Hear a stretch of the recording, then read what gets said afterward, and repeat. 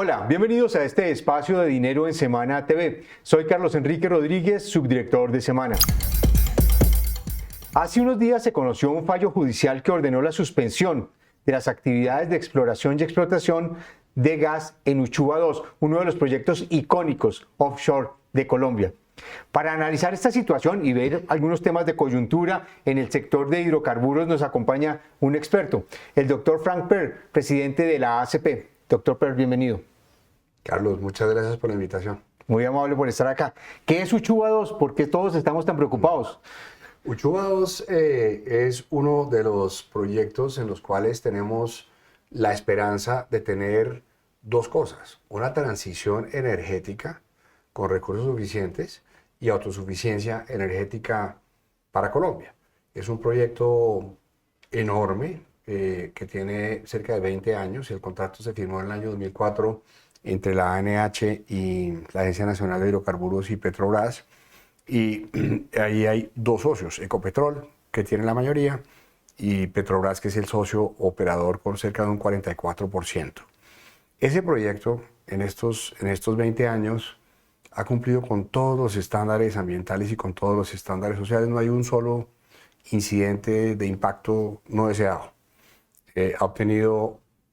Obtuvo su licencia ambiental y la licencia ambiental ha obtenido dos modificaciones por parte de la Agencia Nacional de la Autoridad Nacional de Licencias Ambientales, que es una entidad seria y con científicos y técnicos que estudian las cosas a profundidad. Y además ha habido tres pronunciamientos del Ministerio del Interior que conceptúan que para ese proyecto en esa zona de influencia no se requiere consulta previa. A solicitud de una comunidad indígena de la zona de Taganga y a través de un mecanismo judicial, un juez determinó, en contra también de un pronunciamiento de la Corte Constitucional de 2018, que este proyecto requiere consulta previa. Y esa es una mala noticia, porque digamos, contradice pronunciamientos, estudios, análisis, evidencia de instituciones y de comunidades y pone en riesgo un proyecto que puede garantizar la autosuficiencia de gas en Colombia en un momento en el que el tema de gas está absolutamente crítico. Estamos hablando de un déficit que vamos a tener el año entrante. ¿Este proyecto está contemplado para entrar cuándo? En el año 2028. Nosotros tenemos hoy en Colombia 6 años de reservas de gas. Eso quiere decir que tenemos gas hasta finales del 2029. Pero a partir del año entrante ya tenemos dificultades de suministro en algunas regiones del país, en el interior, para algunos sectores. Entonces, estos proyectos costa afuera, que son gas nacional, que requieren inversiones millonarias. Este es un proyecto de $3.000 millones. Esos proyectos le dejan muchos beneficios a Colombia por varias razones. En primer lugar, el gas es el combustible de la transición. En segundo lugar, hay regalías, hay impuestos, hay trabajo formal, hay transferencia de tecnología. Nos da soberanía y suficiencia energética y le da una tranquilidad también al sistema de generación eléctrica con una energía limpia. Entonces, pues es un proyecto que es indispensable para la transición y para la tranquilidad energética de los colombianos. ¿Cómo recibió el anuncio del Ministerio de Minas que dijo que iba a colocar un recurso frente a la decisión del juez? Muy bien, y todas las instituciones están alineadas en ese sentido. Es decir, el Ministerio de Minas es una entidad seria, conoce los estudios, conoce el proceso de licenciamiento y tiene la misma interpretación que tenemos nosotros. Este pronunciamiento del juez, que respetamos porque acogemos todos los fallos de la justicia, obviamente, así uno no esté de acuerdo, hay que acoger los fallos de la justicia, pues va en contra de la evidencia y sobre todo el sentido común y el bienestar de los colombianos. Esto nos va, si se atrasa el proyecto, obviamente vamos a tener que llegar a un momento que incluso va a ser el año entrante de importar gas. ¿Eso cómo le va a pegar a los consumidores? Sí. La demora en este proyecto no afecta los volúmenes de importación de gas de los próximos 3 años porque este proyecto entra en operación en el 2028. De todos modos vamos a tener que importar gas el año entrante y Colombia ha importado gas durante algunos años. Lo que pasa es que si este proyecto no entrara en operación, la oferta de gas del país sí se ve seriamente perjudicada. Ahí tendríamos que entrar a ser importadores netos, casi totales de gas. O sea, la de gas. autosuficiencia estaría en riesgo. Está en riesgo. Y digamos, ¿esto qué implicaciones tiene? Tiene implicación para el sistema de generación de energía, tiene implicación para el sector industrial, para lo que se produce en Colombia. Tiene implicación para 36 millones de colombianos que consumimos gas, para las familias. Si no hay gas o si el gas se vuelve muy caro, pues hay millones de personas que pueden volver a cocinar con leña. Yo pregunto, ¿eso es cuidar los bosques? ¿Eso es cuidar los ecosistemas? No lo es. ¿Qué tan en juego está la seguridad jurídica en Colombia en materia de inversión para este tipo de proyectos? Pues en Colombia necesitamos encontrar un mejor equilibrio entre los mecanismos de participación ciudadana que son indispensables en cualquier democracia y el límite de esos mecanismos que garantiza el derecho de otros grupos sociales. Por ejemplo, las consultas previas son un mecanismo indispensable, pero para que los grupos de interés y las comunidades de los territorios tengan una voz y una incidencia en los temas de política pública para determinar qué actividades sociales y económicas se pueden ejercer en un territorio, de acuerdo a diferentes factores. Pero también hay que decir que hay casos en Colombia en los cuales hay abusos a través del sistema de consulta previa y que no todos los, entre comillas, líderes o lideresas que dicen representar a los grupos de interés y a las comunidades están actuando en función del bien común. Porque las consultas previas en algunos casos se han convertido en un negocio para unas minorías que controlan a unas comunidades. Entonces, tenemos que darle valor a esos mecanismos desde donde lo tienen. Es que las comunidades legítimas tengan una voz. Pero tenemos que cuidarnos en Colombia de que los mecanismos de democracia directa, como la manifestación y la protesta, por ejemplo, no tengan límites. Porque en Colombia hablamos mucho de derechos, pero hablamos poco de deberes. Entonces, tenemos derecho a manifestarnos, tenemos derecho a protestar, tenemos derecho a incidir, obviamente, ese es uno de los fundamentos de la democracia. Pero tenemos un deber de respetar a otros ciudadanos que no están manifestando, que no están protestando y que tienen el derecho a ejercer, digamos, sus derechos ciudadanos, valga la redundancia, en un ambiente de manifestación y protesta pacífica y cívica. Usted que fue ministro de Ambiente, ¿cómo hacer el equilibrio entre el desarrollo de la industria, de proyectos petroleros, de hidrocarburos y demás, versus la protección ambiental? Sí, esa es una pregunta interesantísima. Yo creo que en Colombia estamos teniendo ese debate, pero de una manera un poco desordenada, porque en el mundo hay una conversación sobre la transición energética justa, que además no está definida. ¿Qué es justa? Primero los países ricos, luego los de ingreso medio y luego los países pobres. Primero unos sectores y luego los otros. Primero unos grupos de población y luego otros. Eso es lo que tenemos que definir. Yo lo que creo es que nosotros tenemos que hacer una transición a la colombiana. ¿Y cómo logramos ese nuevo equilibrio en Colombia, no solamente en el tema ambiental y económico, sino en todo? Para no irnos a los extremos, para irnos, digamos, hacia adelante, en vez de tratar de irnos hacia los lados que son extremos. Y yo creo que aquí hay que pensar en una transición que tenga tres ejes. El Ministerio de Minas y Energía tiene en sus documentos también estos tres elementos de forma muy similar a como lo voy a describir. Una transición energética, una transición económica y una transición social. ¿Qué significa una transición energética? La adopción gradual de energías y formas de producción, de consumo y de disposición cada vez más limpias, cada vez más amigables con el medio ambiente.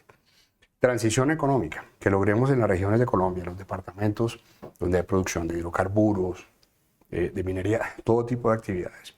Diversificar el Producto Interno Bruto, porque esas regiones hoy dependen de pocas actividades. Entonces, son actividades muy rentables para el Estado colombiano, pero esos recursos no se han aprovechado bien. Los recursos de las regalías e impuestos no le han llegado a los habitantes de las regiones productoras. Entonces tenemos unos niveles de miseria, de pobreza, falta de infraestructura, falta de provisión de bienes públicos que es absolutamente inaceptable. Si uno mira en algunos departamentos los billones de pesos que deberían haber recibido o han recibido en regalías y en impuestos y lo divide por el número de habitantes, esos grupos de población deberían ser 4 o 5 veces más ricos que el promedio de Colombia. y viven muchos en la miseria y en la pobreza. Entonces, hay algo que tenemos que hacer es utilicemos muy bien esos recursos para hacer unas agendas de desarrollo regional, donde desde el Estado, a nivel nacional, departamental, local, los grupos de interés y las comunidades, el sector privado, la academia, y hagamos unas agendas de desarrollo serias de mediano plazo para utilizar bien esos recursos. Esa es la transición económica. ¿Cómo se financia? Pues con los recursos de los hidrocarburos. Pueden financiar la adopción de tecnología y pueden ayudar a financiar a través de regalías e impuestos esa diversificación productiva que requiere Colombia para tener un modelo económico serio. Y lo tercero, y tal vez lo más importante, que es el fondo de todo, la transición social. Todo eso sirve para que eliminemos hasta donde sea posible las inequidades y logremos acabar con la pobreza. Es que tenemos un país donde hay 7 millones de personas que no comen 3 comidas al día, unos niveles de miseria inaceptables. Entonces, de nada sirve acabar ya la producción de hidrocarburos si nos quedamos sin recursos y no tenemos con qué ni adoptar tecnologías ni hacer la transición. Porque cierro con esto, la pobreza es el principal enemigo del medio ambiente. Las decisiones de política pública que llevan a la pobreza o hacen que un grupo permanezca en la pobreza es lo peor para el medio ambiente. Una familia en condiciones de pobreza no recicla. Una persona en condición de pobreza no respeta lo ambiental. Una empresa con problemas de caja no tiene altos estándares ambientales. Y un país con los problemas de pobreza que tenemos tampoco. Entonces hay que tener políticas públicas para lograr varias cosas al tiempo, como acabar la pobreza, generar más riqueza, adoptar mejores prácticas, mejores estándares ambientales y acompasar las cosas de una manera ordenada. No puede ser un salto al vacío.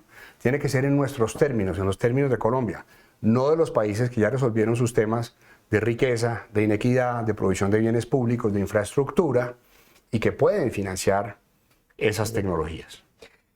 Usted mencionó un tema que es muy importante y es coyuntural y es esa transición energética, ¿cómo va a ser? Y este tema de Uchuva coincidió con otras dos cosas.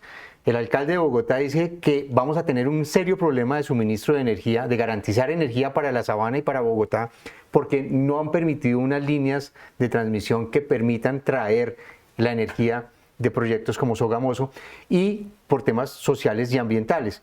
Y vemos que los proyectos en La Guajira están bloqueados, los eólicos y solares, por temas sociales también.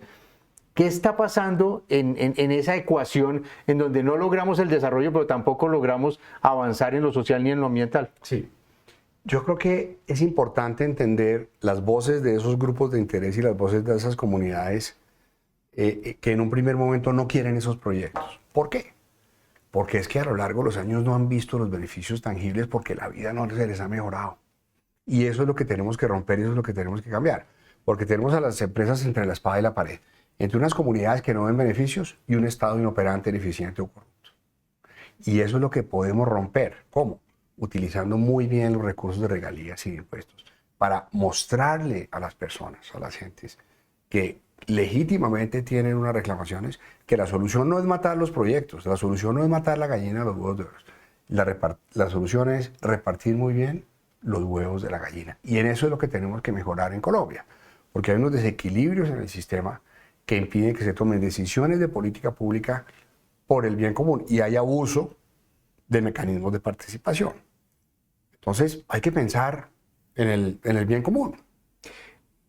Hay un tema que es transversal a lo que ha pasado y es un poco la posición del gobierno, que es no al fracking, y uno ha visto dos hechos que van en contra de eso. La decisión de Ecopetrol de no ir a un gran proyecto en Estados Unidos, en el Permian, con Crown Rock, de una empresa de la Oxy, para que le garantizaba mejores cifras financieras, mejor producción, más sostenibilidad hacia el futuro, y la idea del gobierno de apoyar un proyecto de ley contra el fracking. En ese puesto donde está usted ahora, estuvo su colega, la doctora Luz Estela Murgas, donde le hice esta pregunta y me decía, mire, en un año si tenemos las licencias ambientales con fracking podemos tener gas y garantizar la autosuficiencia hacia el futuro. ¿Es necesario revivir la discusión del fracking? No solamente tener gas, sino tener una serie de recursos, digamos, que nos sirven para resolver los temas de Colombia. Los temas de Colombia son serios porque En las regiones la mayoría de las economías son economías ilícitas, son informales, ilegales o criminales. Entonces, una persona de Colombia que no vive en una ciudad grande tiene dos opciones. O trabaja en la informalidad de manera decente toda su vida, 7 días a la semana, y está condenada a vivir y a morir pobre, lo cual es absolutamente injusto, o tiene que moverse a actividades ilegales y criminales. La comunidad criminal nos está ganando la pelea en Colombia y eso hay que resolverlo. ¿Cómo se resuelve? No se resuelve asfixiando un sector productivo y exprimiéndole hasta la última gota, porque si no ese sector desaparece. Se resuelve facilitando la vida al sector producido, pero también administrando muy bien los recursos públicos para que le lleguen a los ciudadanos que más los necesitan y a las regiones para ganar competitividad. Y simultáneamente, digamos, haciendo, digamos, una estrategia coherente para acabar con la criminalidad.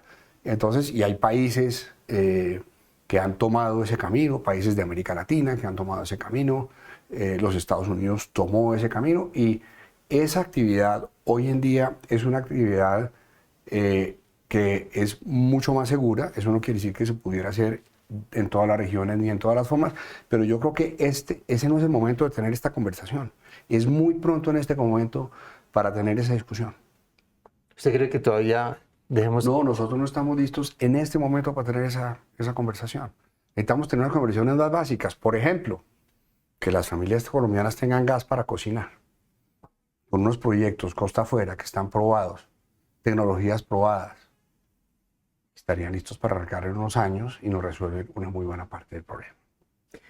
Usted maneja también un tema que es muy importante y que tuvimos dos coyunturas hace poco, el tema de los combustibles. Vimos el tema de los aviones, los jets con la refinería que tuvo un apagón y hubo una situación ahí compleja.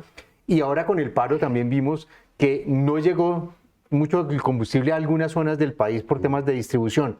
¿Cuáles son las vulnerabilidades que tienen las refinerías, particularmente el tema de Reficar o el modelo de refinación en el país? Sí.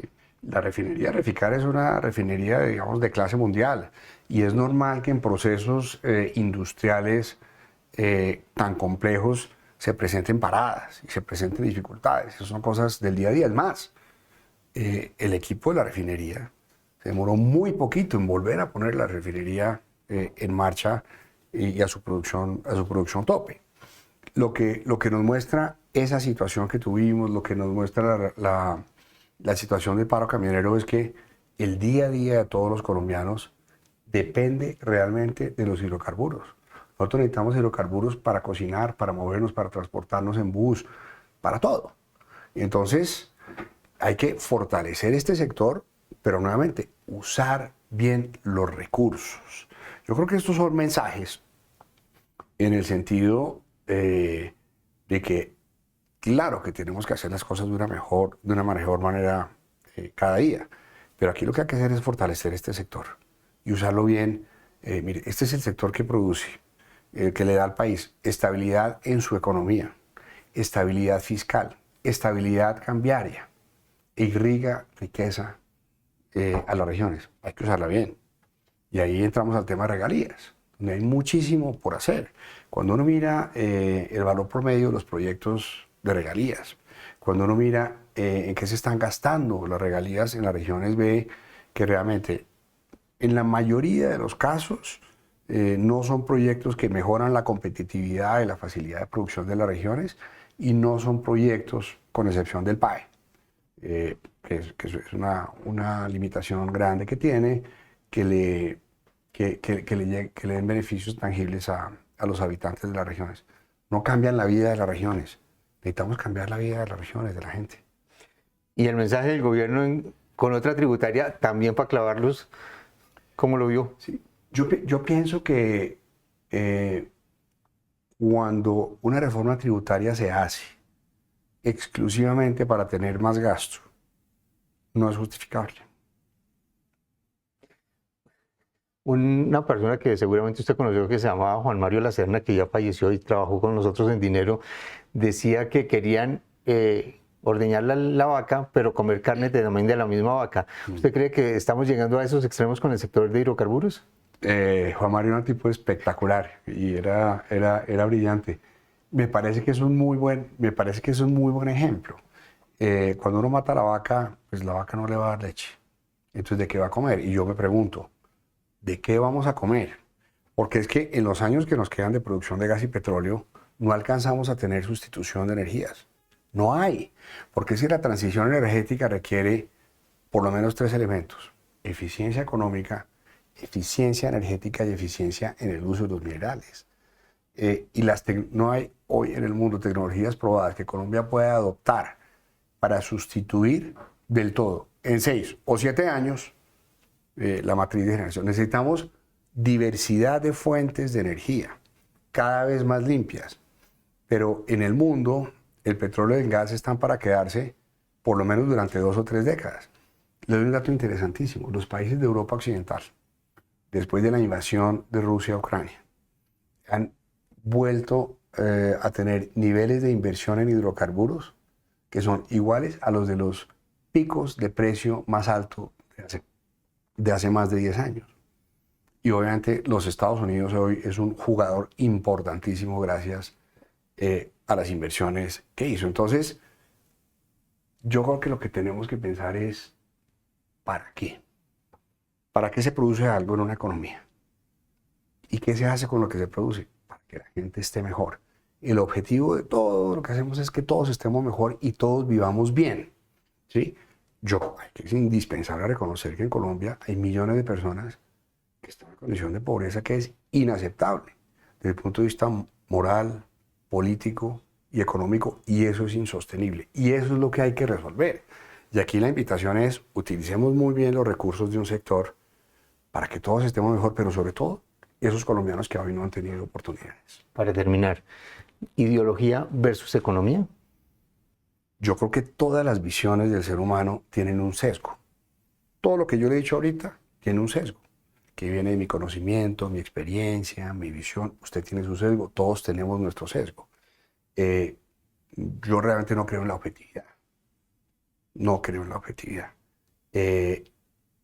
Pero me parece que ver los sesgos propios y tener la capacidad de ver más allá de los sesgos de los demás es lo que nos puede llevar en medio de diferentes ideologías que son indispensables en cualquier democracia, diferentes visiones, a construir algo común que nos sirva. Ahora, en un país como Colombia debería ser más fácil, porque es que las necesidades obvias son tan grandes que deberíamos estar de acuerdo en qué es lo que queremos resolver, para qué y para quién. Y esa es la invitación que nosotros hacemos desde este sector. Este es un sector que se ha volcado en el último año a trabajar en las regiones, con la gente y para la gente. Y eso es lo que vamos a seguir haciendo. Doctor Pérez, muchísimas gracias por acompañarnos. No, muchas gracias a ustedes por la invitación. A ustedes mil gracias por estar con nosotros. Los invitamos a que nos sigan en nuestras plataformas y en semana.com. Nos encontramos en una próxima oportunidad.